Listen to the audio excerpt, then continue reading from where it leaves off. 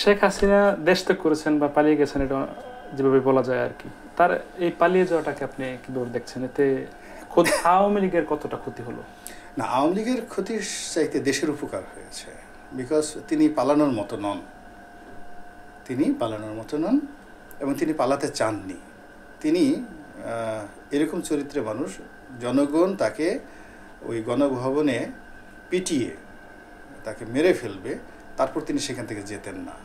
যারা ওখানে ছিলেন তাদের খবরের মাধ্যমে আমরা জানতে পেরেছি যে তিনি একেবারে সরাসরি তার এসএসএফের মাধ্যমে তিনি ফাইট করতে রাজি ছিলেন এবং ওখানে সেনা প্রধানকে এসএসএফের মাধ্যমে গুলি করে মারার ব্যাপারে তিনি সিদ্ধান্ত নিয়েছিলেন।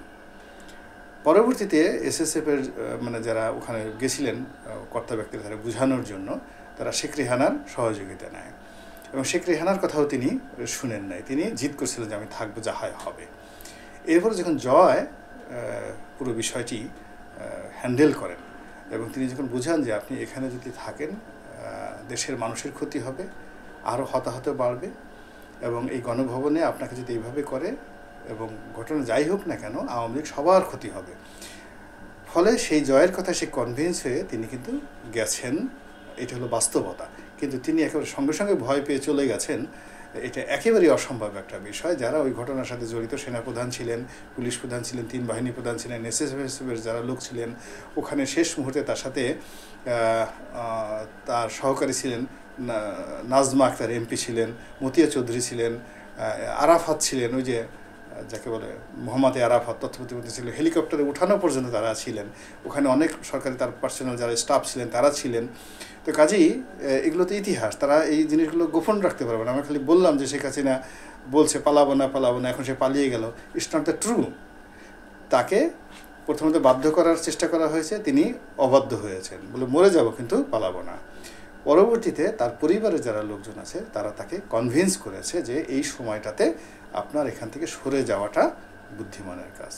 আচ্ছা, কিন্তু তিনি যখন দেশ ত্যাগ করলেন, আমি যেভাবে বলি পালিয়ে যাওয়া, দেশ ত্যাগ করা, পরবর্তীতে জয়ের বক্তব্যে আসছে রাজনীতি করবে না, পরপর 4 দিনে 4 রকমের মানে স্ববিরোধী বক্তব্য। তার এটা স্ববিরোধী বক্তব্য না, এটাই বাস্তবতা। এটাই বাস্তবতা হলো, এটা ভালো দিক, জয়ের ভালো দিক।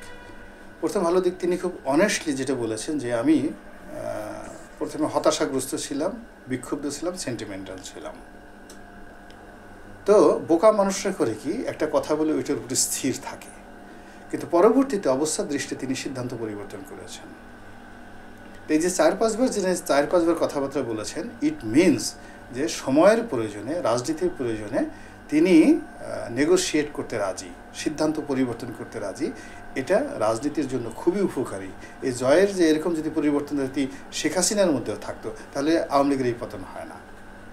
রাজনীতিতে আসলে স্থানকাল পাত্রভেদে আপনার সিদ্ধান্ত পরিবর্তন করতে হয়। এই 4 দিনে যে 4 বার সে সিদ্ধান্ত পরিবর্তন করেছে, তাতে মনে হয় যে এই মানুষটি যদি রাজনীতিতে আসে, যে কোনো পরিবেশ পরিস্থিতি অনুযায়ী তিনি সিদ্ধান্ত পরিবর্তন করেন। এর কারণে গত 4 দিনে তিনি 4 বার যে কথা বলেছেন, 4 বারই ভিন্ন পরিস্থিতি তৈরি হয়েছে।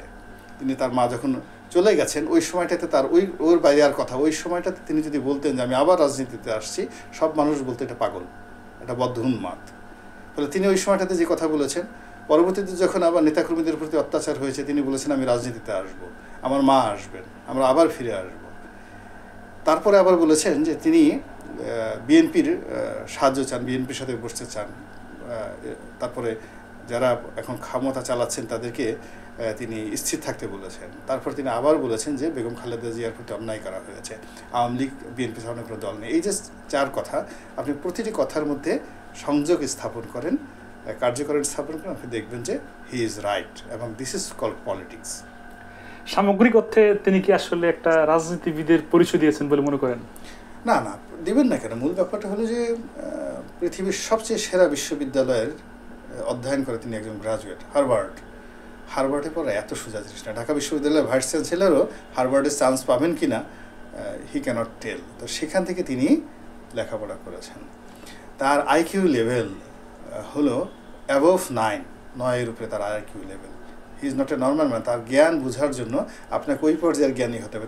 আপনাদের দৃষ্টিতে আমরা যারা বুঝি না, আমরা তাকে কেউ পাগল বলি, কেউ অটিস্টিক বলি। এর কারণ হলো তার আচরণ এলোমেলো বলি। তো সে বাংলা ভাষা জানে না কেন? সে সারা জীবন থাকছে ইংল্যান্ডে। সে 75-এর 15 আগস্টে তার বয়স কত? তার বয়স, সে পুরোটাই সময়টা ইন্ডিয়াতে পড়ছে, ফলে বাংলা তার শেখা হয়নি। সে বাংলাদেশে 2 বছরও থাকেনি। ফলে যখনই বাংলা বলি সে সেটা ইংরেজিতে অনুবাদ করে গ্রহণ করে দেন, আবার বাংলাতে তার মস্তিষ্ক অনুবাদ করে আবার সেটা আমাদের কাছে বলতে যায়, ফলে তার বাংলাটা ভালো হয় না। কিন্তু বুঝতে হবে যে তার শরীরে যে জিন, জেনেটিক, তার যে ইঞ্জিনিয়ারিং, তার বডি কনস্ট্রাকশন, এটা কি? এটা বাংলাদেশের সেরা পরমাণু বিজ্ঞানী ডক্টর ওয়াজেদের রক্ত তার শরীরে। তো এই যে জেনেটিক ইঞ্জিনিয়ারিংয়ে তার বাবার আইকিউ অ্যাবভ 9, এবং তাকে সবাই পাগল বলতো। আপনি যত জ্ঞানী লোক দেখেন, এই যে সলিমুল্লাহ খান দেখেন, কাছে গিয়ে দেখেন আপনার কাছে মনে হবে পাগল। হুমায়ুন আজাদ মনে হবে পাগল। আপনি ডক্টর আহমেদ শরীফ ছিলেন, বাংলাদেশের যত বিখ্যাত লোক দেখেন যাদের ব্রেইনের লেভেল অ্যাবভ 9, তাদেরকে আপনার কাছে পাগল মনে হবে।